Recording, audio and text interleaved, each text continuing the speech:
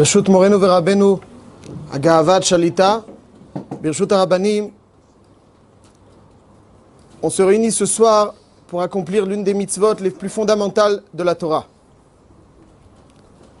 Cette mitzvah consiste à ôter les lunettes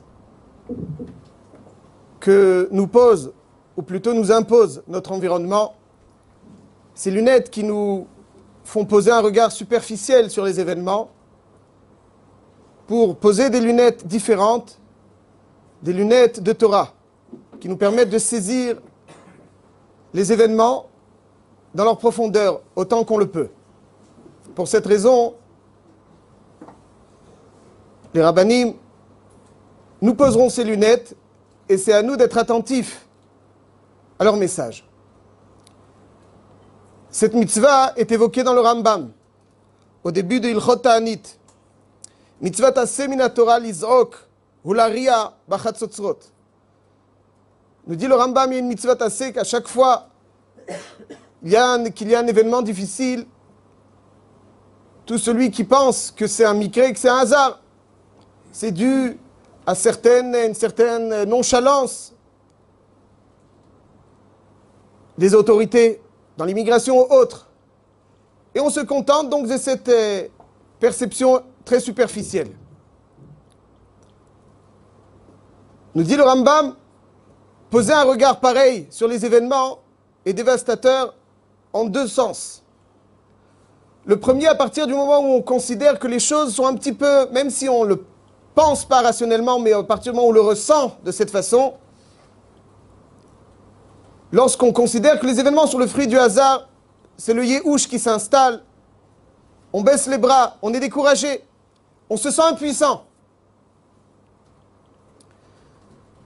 Deuxième élément dévastateur, à partir du moment où on considère que c'est un hasard, on ne changera jamais, on ne réparera pas les fautes qui malheureusement ont entraîné ces catastrophes. Sur le premier point, lorsque on considère avec ses lunettes superficielles que tous les événements sont le fruit du hasard, ce yéhouch est dévastateur. Il y a une histoire révélatrice du Chazon Ish. Rabbi Yaakov Galinsky souvent racontait que au début de la Seconde Guerre mondiale, il était déporté en Sibérie. Il dit en Sibérie, je n'avais qu'une seule envie, rentrer chez moi, embrasser ma mère, la remercier parce qu'elle a donné tout ce qu'elle pouvait pour payer un Mélamed qui allait m'enseigner la Torah. Tout au long de son séjour, triste, malheureux en Sibérie, il n'avait que cette pensée. Et il ne savait pas ce qui se passait. Lorsqu'il est rentré de Sibérie, il se rend compte qu'il n'avait plus sa mère, il n'avait plus ses frères, il n'avait plus de famille. Il raconte qu'il avait les bras complètement impuissants. Il était totalement découragé, il ne savait pas comment affronter pareille chose. Il rentre chez le Chazon Ish. Le Chazon Ish l'écoute attentivement et lui dit, je te raconterai l'histoire suivante. Un jour, un juif de Lituanie avait pour habitude, chaque année, d'emprunter une somme d'argent à un ami qui était plus aisé que lui. Il allait à la foire qui se trouvait à Kovna, la ville célèbre grâce à Rabbi Yitzhak Elchanan Spector. Il empruntait, il achetait, il remboursait et il vivait de cette façon. Un jour, il tombe malade. Il demande à sa femme d'aller à sa place. Son épouse va avec une bourse qu'elle vient d'emprunter. Elle fait un siman sur cette bourse. Elle la rattache d'une certaine façon. Elle arrive dans ce lieu, elle était un peu étourdie. Elle perd la bourse. Elle se met à hurler. Son mari est malade, ses enfants auront faim. Un attroupement autour d'elle. Et il y a quelqu'un qui dit, oui, j'ai trouvé une bourse. Avec ses deux nœuds. Le siman. Il dit, il y a un siman, c'est vrai, elle lui donne. La halakha est pourtant, argumente celui qui l'a trouvé, qu'un objet trouvé dans une ir sheruba akum, il y a une majorité de goïm. Même s'il y a un siman, on n'est pas obligé de la rendre. Parce que les Béalim sont miti Hachim. Voilà son argument. Il dit, j'ai beaucoup de peine pour toi. Mais que puis-je, mes enfants aussi ont faim. Ils vont chez voir Rabbi Yitzhak Elchanan Spector. Rabbi Yitzhak Elchanan leur dit, après l'avoir écouté, il dit à celui qui a trouvé, tu lui rends immédiatement la bourse. Pourquoi? Le siman n'est pas moïl. Dans le cas, c'est Ir Sheruba Akum. Il lui dit comme ça. Cette femme n'est pas propriétaire de cette bourse. Cette bourse appartient à son mari. Lui n'a pas été mitiesh. Tant qu'on n'est pas propriétaire, le Yehush n'a aucun sens. Chazonish dit à Rabbi Yaakov Galinsky, est-ce que tu te sens propriétaire, maître des événements? Le propriétaire, c'est Hachem. Le maître des événements, c'est Hachem. Ton Yehush n'a aucun sens. Lorsqu'on maîtrise quelque chose, renoncer nous fait perdre cette chose. Lorsqu'on ne maîtrise pas la chose, c'est Hachem qui maîtrise les événements, c'est lui qui les oriente. Dans la Rouchaniout, on doit faire tout ce qu'on peut. Lo alecha amlacha ligmor. Tu n'as pas le droit d'être mitiesh. Lorsqu'on sent intensément qu'Hachem est maître, qu'Hachem oriente, on ne peut pas être mitiesh. On n'est pas les Béalim. Le Yehush revient au Béalim. Tu n'es pas les Béalim, comment peux-tu être mitiesh? Savoir que les événements ne sont pas au hasard. Changer de lunettes.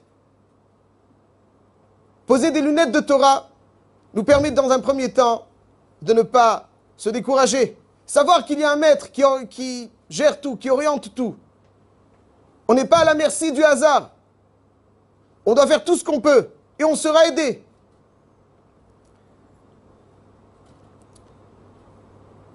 Savoir que ce n'est pas le fruit du hasard, c'est encore quelque chose, comme on l'a dit, de fort important. Savoir ce qu'il faut réparer. Je terminerai.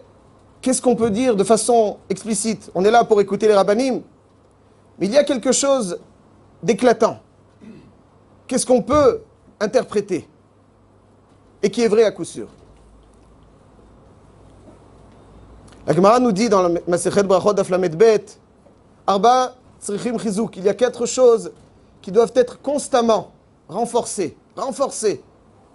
Comme Rashi nous le dit, Trazek Baem Tamid Bechol Kocho, de toutes ses forces à chaque instant. Quelles sont ces 4 choses? Torah, Maasim Tovim, Tfila, Derech Eretz. Torah, on comprend. Tfila, on a souvent tendance à rêver soudainement pendant la Tfila.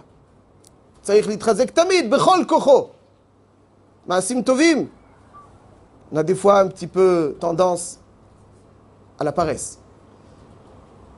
Mais derech eretz, tzarich litrazek tamid bechol kocho. Derech eretz. De quoi il s'agit derech eretz? Rashi nous dit uman beumanuto, socher bischorato, baal milchama bimilchamto.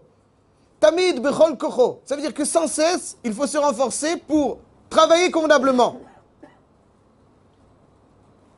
De temps à autre, je conçois. Mais à chaque instant, il faut être mitrazek dans son travail. Est-ce qu'on le ressent comme ça? Ceux qui travaillent à chaque instant, ils n'ont plus envie de travailler. Il y a des fois. Or, Rashi est explicite. Tamid bechol kocho. Il semblerait que le sens de cette itrazkout est le suivant. Dans notre paracha, on nous relate le Naaseh Venishma. 3 fois, Moshe Rabbeinu rapporte les propos d'Hachem au Ham Israël. 2 fois sur 3, le Ham Israël dira Naaseh. La 3e fois, ils diront Naaseh Venishma. Comme c'est marqué dans Parashat Yitro et Parashat Mishpatim. Parashat Yitro, lorsqu'Akadosh Baruch Hu propose Vitem li Mamlechet Kohanim V'Goy Kadosh, le Ham Israël dit Naaseh. Lorsque dans Parashat Mishpatim, on leur donne le 4 Sivan, les mitzvot de Mara, Sheva mitzvot Bnei Noach, ils disent encore Naaseh. Il y a une fois où ils disent Naaseh Venishma, c'est lorsque Moshe Rabbeinu a écrit sur un Sefer Torah, depuis Maaseh Bereshit jusqu'à Matan Torah, là le Ham Israël va dire Naaseh Venishma. Manishtana. Pourquoi la 3e fois ils diront Naaseh Venishma, alors que les 2 premières fois ils se contenteront du Naaseh? Ce Naaseh Venishma est devenu célèbre. Naaseh Venishma, c'est une expression d'ange. C'est une expression d'ange parce qu'elle signifie, comme nous dit le Maharsha dans Masechet Psachim Daf Pechet, C'est une expression où quelqu'un a envie. Naasé. Il entend pour assouvir cette envie de réaliser. Un Eved, écoute, c'est sa façon d'avoir envie. Il n'a pas envie de faire. Lorsqu'on lui impose, on lui demande de faire telle ou telle chose, il est obligé de le faire. Un Ben a envie. Pour lui, écouter est un moyen de concrétiser cette envie de réaliser. Naasé, nous voulons faire. Osed Varo. Le malach existe par sa volonté de réaliser. Nishma, c'est un moyen pour lui de savoir ce qu'il doit réaliser. Ça, c'est le lève du Yehudi. Le lève du Yehudi, c'est un lève qui peut le propulser à sans arrêt vouloir réaliser. Lorsqu'il y a un massacre al Kiddush Hashem, Hashem nous interpelle. Il veut qu'il y ait un Kiddush Shem Shamaim.